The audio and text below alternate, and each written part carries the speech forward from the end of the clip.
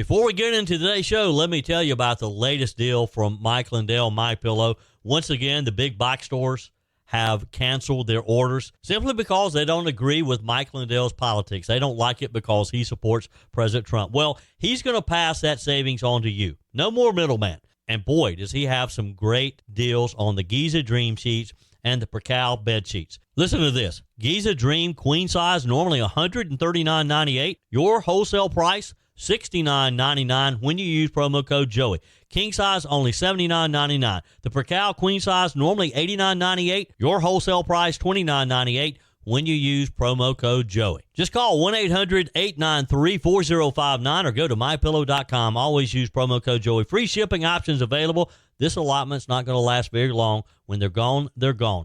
MyPillow.com, promo code Joey. Thanks for joining me in the PhD Weight Loss and Nutrition Studios. To lose weight for the last time, visit myphdweightloss.com. Welcome, and let's just jump right in. President Trump says National Security Advisor Michael Waltz doesn't need to apologize over the Signal text chain leak, saying he's, quote, doing his best. We learned the fate of Mr. Waltz's job from the president yesterday. We have all the latest details for you. Also at the White House yesterday, President Trump signed an election integrity executive order mandating a citizenship question on the federal voting form for the first time. Left-wing Representative Maxine Waters suggests that President Trump should deport his Slovenia-born wife during a fiery and wildly inaccurate weekend rant against the administration's legal battle to eliminate birthright citizenship. And as if Waters wasn't enough, her lunatic colleague, Democrat Representative Jasmine Crockett, is at it again, adding people who care about keeping trans athletes out of women's sports to her list of targets. This lady has gone off the rails, even for a Democrat. I told you we'd be back. And ye shall know the truth, and the truth shall make you free. It's Joey Hudson. I wanted to name it the Joey Hudson bill, but, you know, they don't allow you to put names on bills. But I wanted to call it the Joey Hudson bill because I know that one's been near and dear to you for a number of years. That's how it's done. Let your voice be heard. And the truth shall set you free. Here's Joey Hudson. President Trump defended National Security Advisor Michael Waltz during an ambassador meeting yesterday as his administration faces fierce backlash over the recent Signal text chain leak. The question of whether Waltz would be fired was the talk of the town. A lot of the left-wingers, the media, mainstream media, were pushing the White House for an answer to this question. Even some Republicans were questioning what had actually happened and what was going to take place. Trump made it pretty clear, though. Trump told Fox News he's not getting fired. The president said the incident was a mistake, though there was nothing and that there was nothing important in the Signal text thread. Waltz, whose staffers had unknowingly added the Atlantic editor-in-chief Jeffrey Goldberg to a Signal group chat where Secretary of Defense Pete Hegseth and others discussed sensitive war plans, has come under fire for this blunder. Speaking to a room full of reporters, Trump said he believes Waltz is doing his best, and when asked if Mr. Waltz should apologize, here's the president's answer. To success. Who said the information ahead, was please. not classified? Do you think that Mike Waltz made a mistake, and does he need to apologize? No, I don't think he should apologize. I think he's doing his best.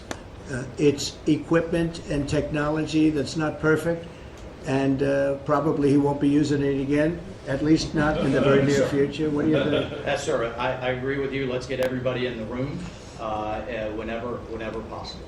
A lot of times you find out defects by exactly things like that, but I don't think it's something we're looking forward to using again. We may be forced to use it. You may be in a situation where you need speed as opposed to gross safety, and you may be forced to use it, but generally speaking, I think we probably won't be using it very much.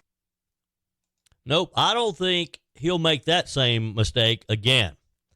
So just as a refresher here of what happened, Mr. Goldberg was added to this national security discussion called Houthi PC Small Group.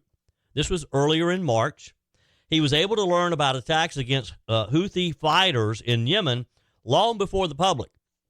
Mr. Goldberg wrote in his piece about the experience, according to the lengthy Hegseth text, the first detonations in Yemen would be felt 2 hours hence at 1:45 p.m. Eastern Time. Now, Goldberg was on the Morning Joe yesterday on MSNBC, said that he wasn't sure the text was legitimate at first, but when the attacks actually happened, he knew they were real. To be very, very clear, I did not fully believe it until Saturday the 15th.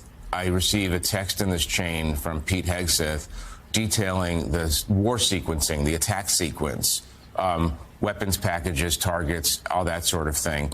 And I'm looking at this and I'm thinking, well, and it gives us the time. It gives me the time that the attack is going to launch. And so, I sat and I waited.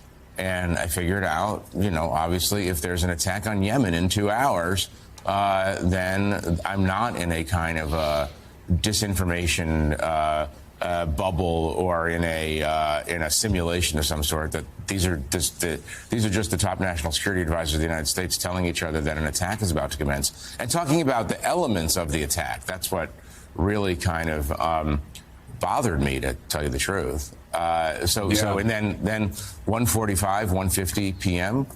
the attack commences, and I'm like, all right, well, that's a real signal group. Now, as President Trump clarified, and others have as well, though Goldberg was seeing the text, it didn't cause any problems with the military plan. The national security breach, of course, stunned a lot of people, and critics of the Trump administration are calling for heads to roll. During yesterday's meeting, Trump also said that he was in contact with Waltz over whether hackers could have potentially broken or hacked into the Signal conversations. Trump said, are people able to break into conversations? If that's true, we're going to have to find some other form of device. Now, Waltz has assured the president that they're looking into it. They think that one of Waltz's staffers was probably responsible for adding Mr. Goldberg inadvertently to a contact list. Earlier yesterday, though, Secretary of Defense Pete Hegseth was asked about the situation and how this happened and what he thinks should happen. Can you share how your information about war plans against the Houthis in Yemen was shared with a journalist in The Atlantic? And were those details classified?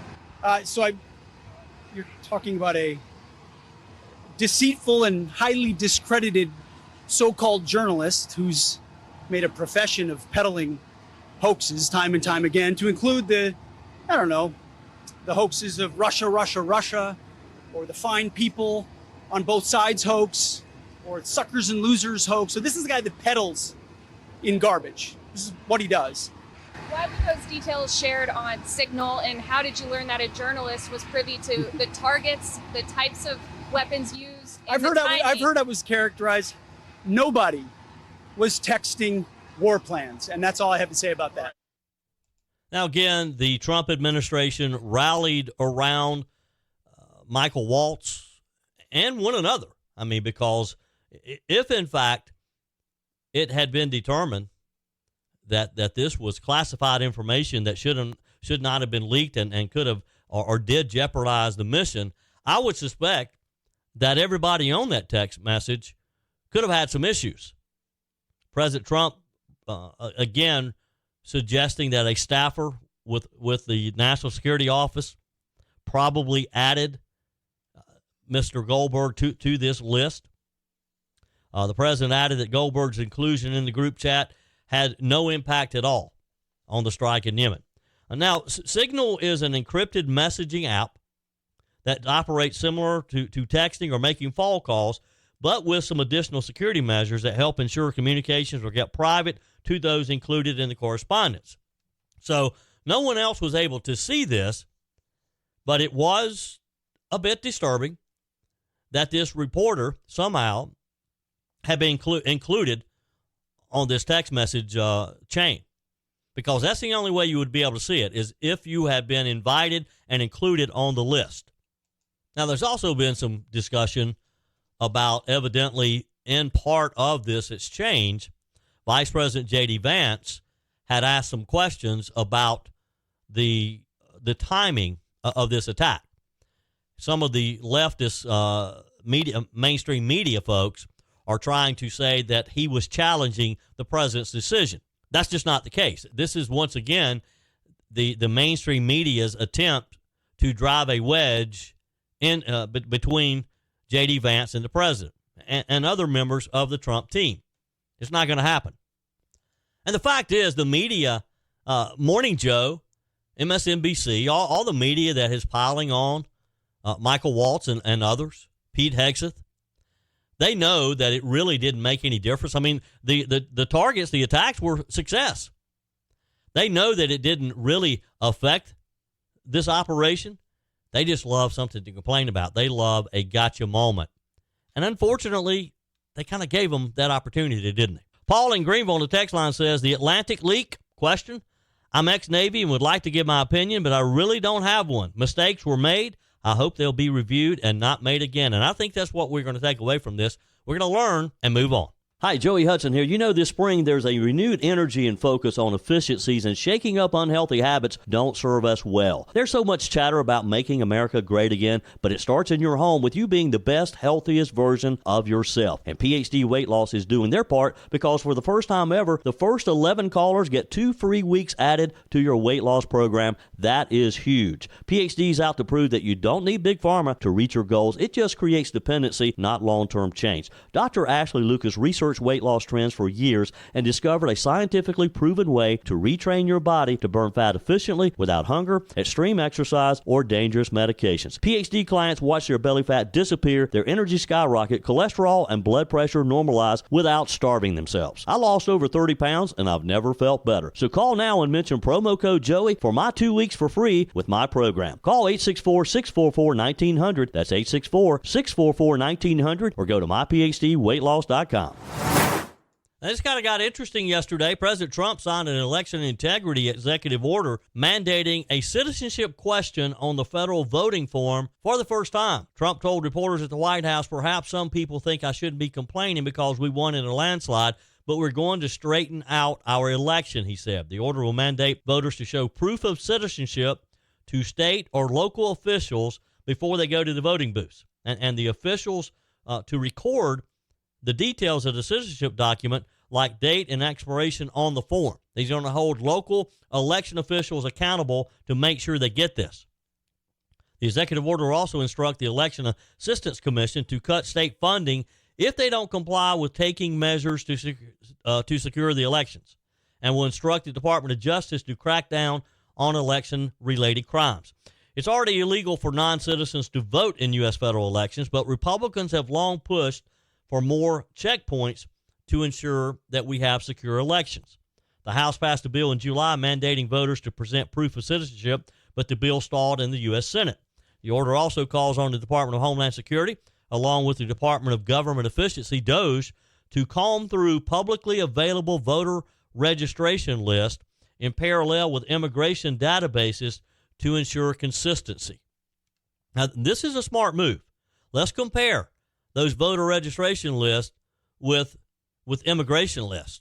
Let's make sure that some of these locals haven't allowed illegals to enter our voter database.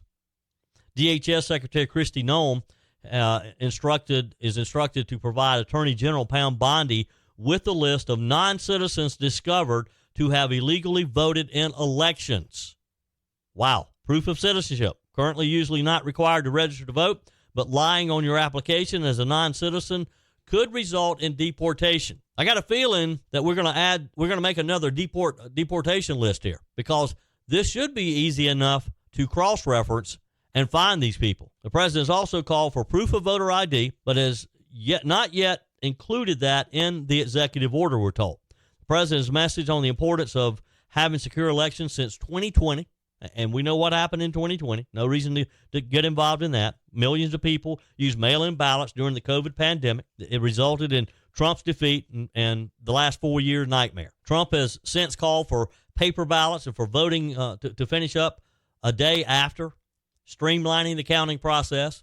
And I got a feeling that if we turn Elon Musk and his team loose on how we can get the results a lot faster, I got a feeling that Elon Musk can come up with a way. There's got to be an easier way and a faster way to count the votes. You agree?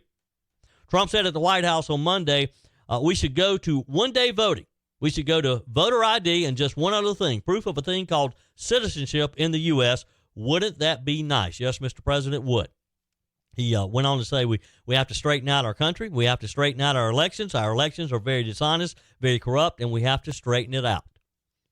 He specifically targeted California's election processes after the January wildfires around Malibu, saying, I want voter ID for the people of California, and they all want it too. So this is a move in the right direction, isn't it? To secure our elections, to make sure that we don't have illegals registering to vote when they shouldn't. And it's a simple process. Just cross-reference those lists. The Democrats are literally losing it. Do you think they get a little more extreme every day?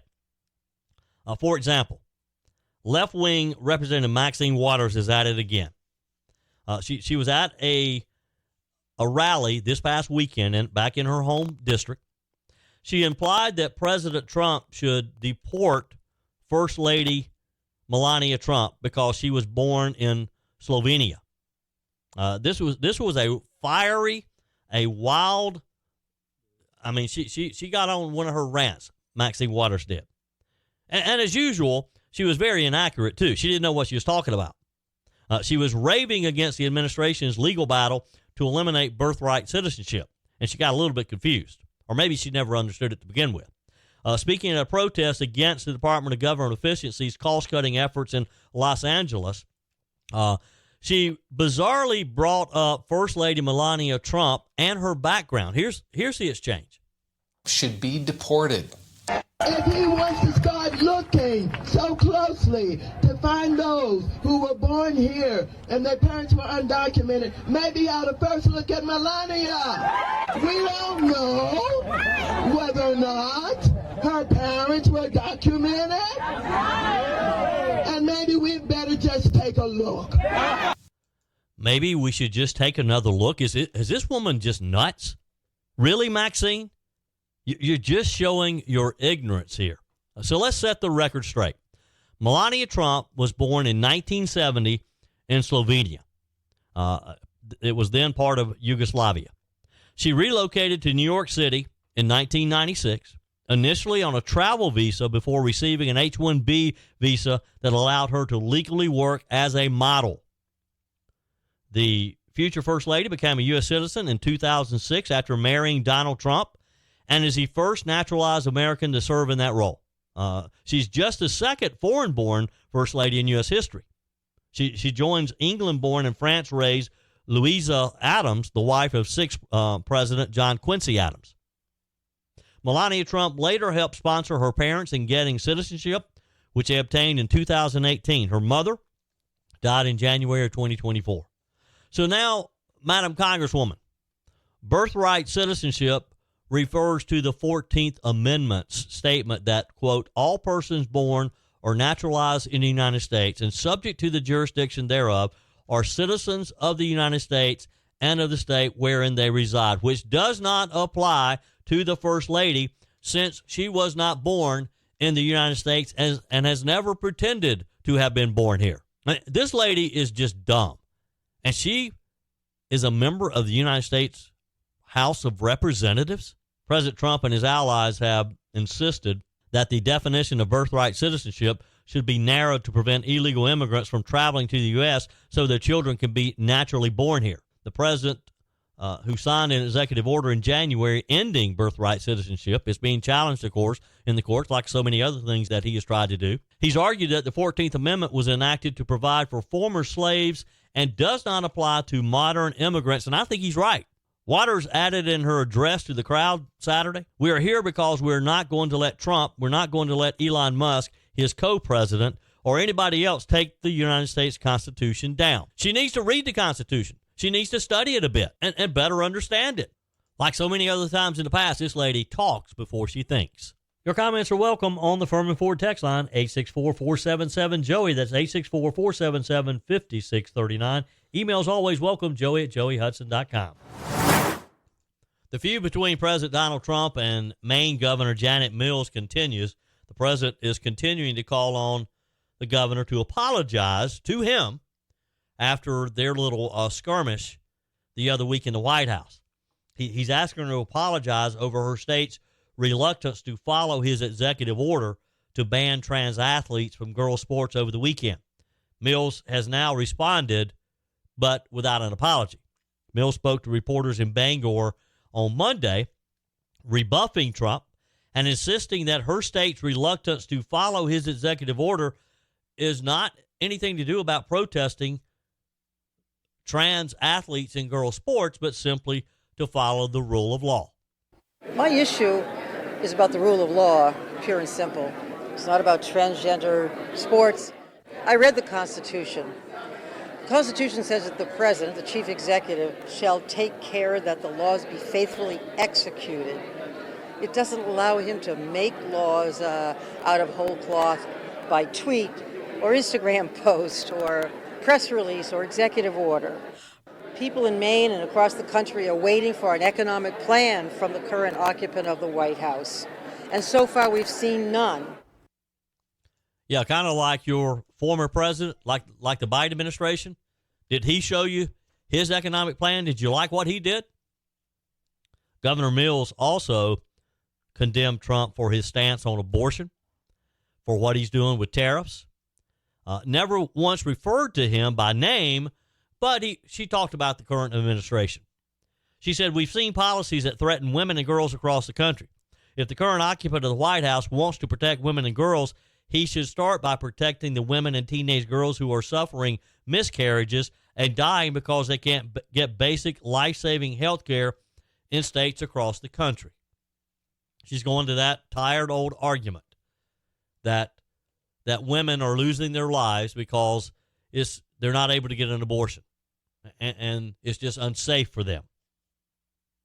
Now, this all started with President Trump demanding an apology from the governor on a Truth Social post Saturday morning.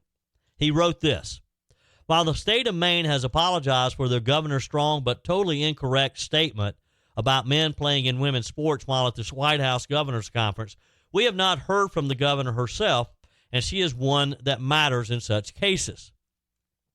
He said, "Therefore, we need a full-throated apology from the governor herself and a statement that she will never make such an unlawful challenge to the federal government again before this case can be settled. I'm sure she will be able to do that quite easily. Thank you for your attention to this matter, and make America great again, Donald J. Trump." Talk about rubbing salt in a wound. Now, you know that Maine had to backtrack on what they were saying they were going to do, because Trump threatened to freeze federal funding. In fact, he did freeze federal funding. And you had a number of these primarily state-supported colleges who immediately, when they saw their funding was being threatened, immediately got in line with the Trump administration. The feud started February 20th when Trump threatened at that point to cut federal funding to the state for not banning trans athletes. And they went so far as that very next weekend allowed trans athletes to compete in sports, just sort of thumbing their nose at the Trump administration. And Governor Mills can talk about the rule of law all she wants.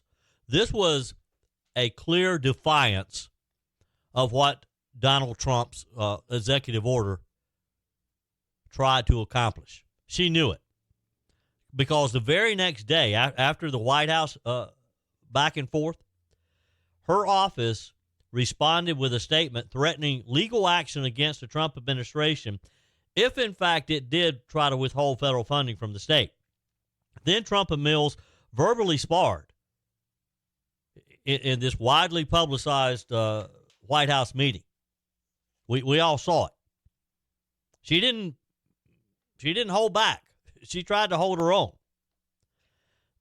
But soon after, the Department of Education announced that a Title IX investigation against Maine was just hours away. And they started digging in. Since then, multiple protests against Mills have been held outside the state capitol. The Maine university system has cooperated with the Trump administration to ensure that no trans athletes compete in women's sports after this temporary funding pause because they saw their little bank account froze because Trump did what he said he was going to do. They should have never gotten involved in playing a game of chicken with Donald Trump.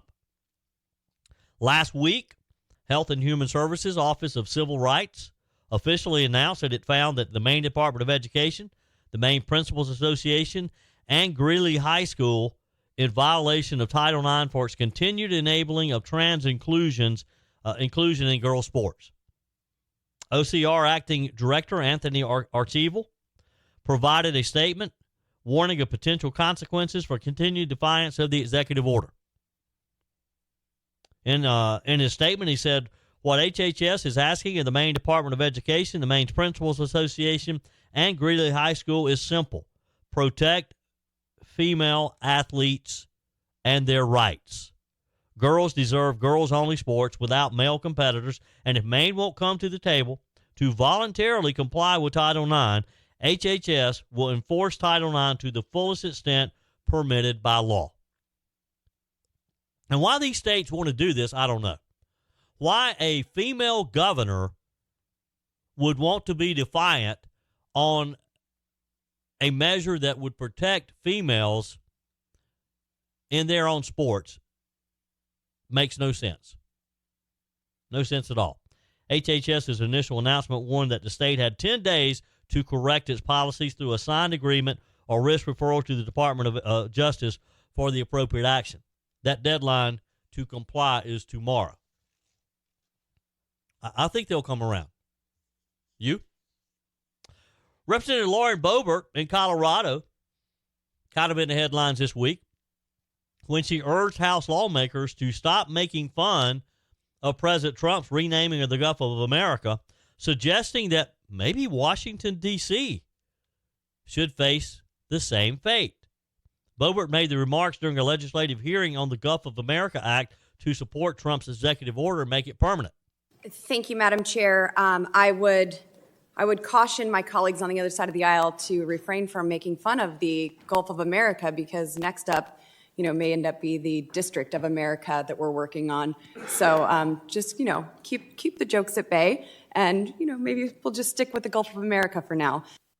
Now, wouldn't that be something? To rename the District of Columbia to District of America? Talk about Democrats standing on their heads. Now, they would stand on their heads if we started to, if Trump changed the name of the U.S. Capitol. Trump, of course, has been very critical of D.C. leaders and their inability to rid the city of violent crime. It's just, the nation's capital is just a horrible place to live right now. He, in a statement, he said, we're cleaning up our city. This is during a speech at the Justice Department earlier this month. He said, we're cleaning up this great capital, and we're not going to have crime.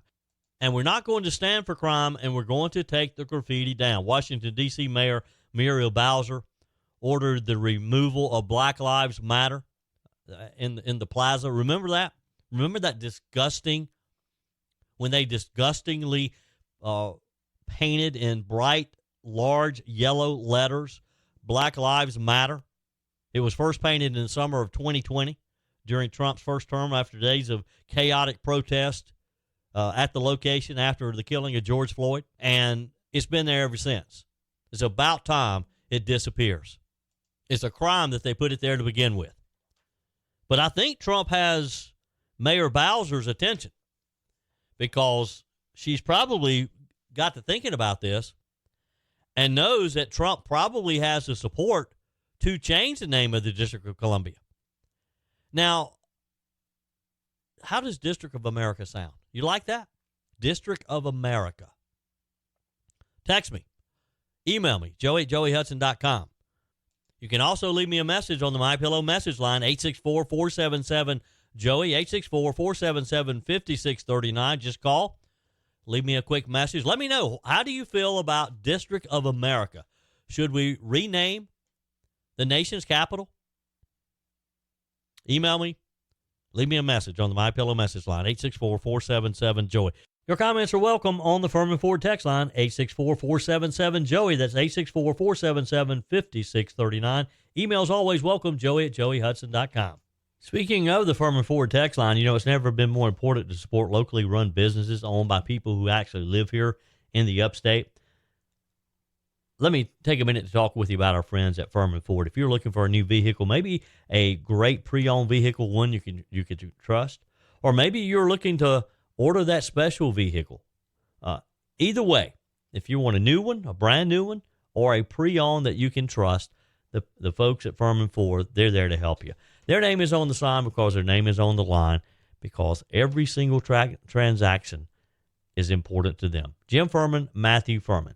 They do business the right way. When you stop by, when you give them a call, or maybe when you just send them a quick email, you're always going to have access to a member of the Furman Ford family. And by the way, they also offer great service, and you're not going to have to wait weeks and weeks to get it done. And you do not have had to purchase your vehicle at Furman Ford. Doesn't even have to be a Ford. They service all makes and models. Visit my friends at Furman Ford online at furmanford.com, furmanford.com. Representative Jasmine Crockett, who, like Maxine Waters, think about this for a minute. Look at Maxine Waters and look at Jasmine Crockett. Look at AOC. Some of the Democrat women in the U.S. House of Representatives are just shameless. Crockett has added people who care about keeping trans athletes out of women's and girls' sports to her list of targets. She thinks if we believe that trans athletes should not be in women's sports, she's going to come after us. That we are in her mind, we are out of our minds. This was an interview with the 19th last week. This is a podcast. Crockett dismissed the topic of trans inclusion in women's and girls' sports as a distraction, she said. And, of course, she's talking about last year's election. And she believes that Democrats, her party, allowed the trans issue to become, quote, a distraction. She minimizes the potential impact that these men pretending to be women can have on the lives of young women and their families. Crockett made the comments while being critical of Democrats for becoming divided on the issue. Here she is. It's one of the things that I tell people. We allowed them to distract us. And we allowed them to talk about the trans folk. And the trans folk, it's really them trans kids, y'all. According to them, the trans kids that want to play the sports, Lord have mercy, that is the biggest issue that we had. Since when? Since when? Find the little trans child that is ruining your life. I'm just like, what are we doing? She has lost her mind. She has just completely lost her mind. If she doesn't think that that these men playing in women's sports isn't a big deal, it isn't a serious topic to be discussed. This is a member of Congress. Do we have no standards for who can serve in the U.S. House of Representatives? Well, let me give you some examples, Miss Crockett. Former high school girls volleyball player Peyton McNabb saw her life irreversibly change when a trans athlete spiked a ball in her face when she was just 19 years old. McNabb's injuries included a concussion, brain bleed, and permanent whiplash, and it ultimately ended her athletic career, a career that she had worked her entire life on. You don't think that's serious, Congresswoman Crockett? That's not serious? Well, let's use another example. Former San Jose State University volleyball players Elle Patterson and Alyssa Sugay. They've joined a lawsuit against the school in the Mountain West Conference, alleging the presence of a trans athlete on their former team cost them an opportunity to earn a scholarship for their team. Now, that's serious, wouldn't you agree there, Congresswoman? That these two young ladies lost scholarships to young men who shouldn't have been playing to begin with? Both Patterson and Sugay claimed the lack of a fair chance to earn a scholarship impacted them mentally and financially. I guess that's not serious business. I don't guess we should be concerned about that, huh? Okay, well, what about this, Congresswoman Crockett? I'm sure you are a big supporter of the United Nations like your other Democrat cronies. The United Nations released a study that says that nearly 900 biological females have fallen short of victories. Why? Because they've been defeated by men. They've been defeated by men who should not have been playing in their sports to begin with. What about that, Congresswoman Crockett?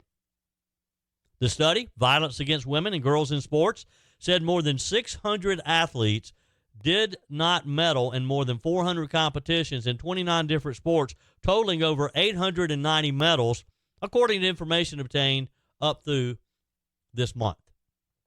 Is that not serious, Ms. Crockett? Meanwhile, Ms. Crockett is also facing a potential censure over recent comments about Texas Governor Greg Abbott. Have you heard this story? GOP lawmaker is moving to have Representative Jasmine Crockett. By the way, she is from Texas, and she is critical of her own governor, even if he is a Republican. So a GOP lawmaker is moving to have Representative Crockett formally rebuked by the House of Representatives for mocking Texas Governor Greg Abbott's disability. Representative Randy Weber, Crockett's fellow delegation member, says that he would introduce a censure resolution after Crockett referred to the wheelchair-bound Abbott as Governor Hot Wheels. Did you hear her say that? She called Greg Abbott Governor Hot Wheels during an event held by the Human Rights Campaign this past weekend. This week, Crockett has also said that her birthday wish, have you heard this one? Her birthday wish, which is like March the 30th or so, maybe the 29th, that her birthday wish is for Elon Musk to be taken down and that Democrats need to be okay with punching while referring to Senator Ted Cruz. Now, what exactly does she mean when she says that she wants Elon Musk to be taken down? How do you interpret that? How do you take someone down? Is she promoting violence? Does she literally mean someone to take him out? I mean, typically that's what it means. And then when it comes to Senator Cruz, she said it's Ted Cruz. I mean, this dude has to be knocked over the head like hard, right? Like there's no niceties with him, like at all, like you go clean off on him. So she's proposing, I guess, that someone hit Ted Cruz in the head. And let me remind you that she previously incited backlash on the topic of trans athletes in women's sports for claiming that President Trump's executive order to keep trans athletes out of women's and girls' sports didn't protect women in an ex post. How could it not protect women? That's exactly what it did, is protect women. Here's what she said. She wrote this. On National Girls and Women in Sports Day, Trump is banning trans kids from playing sports, trying to cut Title IX women's and girls' athletic grants, removing references to women, female, and equality on government websites. Crockett wrote, "Let me be clear, this doesn't protect women." This lady is nuts. Now Crockett's dismissal of the topic as a distraction, that this was just a distraction to Democrats, and that's why they lost in 2024. She really doesn't have a clue, does she? She doesn't have a clue that the American people and people in her district in Texas, I hope someone runs against her. I hope a conservative Democrat with a little bit of sense will challenge her.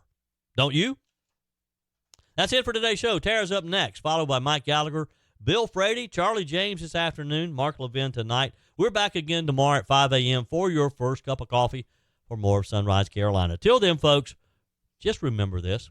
God's got this. He's still in control. That's it for today's edition of Just the Truth. Thanks for joining me in the PhD Weight Loss Studios. To lose weight for the last time, visit myphdweightloss.com. If you haven't joined my mailing list yet, visit my website, joeyhudson.com. Click on the Connect with Joey button so that you can receive our emails and the most up-to-date news. Also, join me on my YouTube channel. Be sure and like, comment, and subscribe. Just search for Joey Hudson. As always, thanks for spending a few minutes of your day with me. Do me a favor and forward this episode to a few friends. Just click on the share button and send to your contacts. We need to build an army of conservatives to win our country back, and we can do that by continuing to share the truth with our friends and family. Keep those comments coming via the Furman Ford text line, 864-477-JOEY. Email to joey@joeyhudson.com. And I love your messages on the MyPillow message line. Again, that's 864-477-JOEY, 864-477-5639. Be sure and take advantage of the MyPillow special, just $14.88 on the standard MyPillows when you use promo code Joey. Order online at mypillow.com or call 800-893-4053. We're back again tomorrow and hope you'll plan to join us. Until then, remember, God's got this. He's still in control.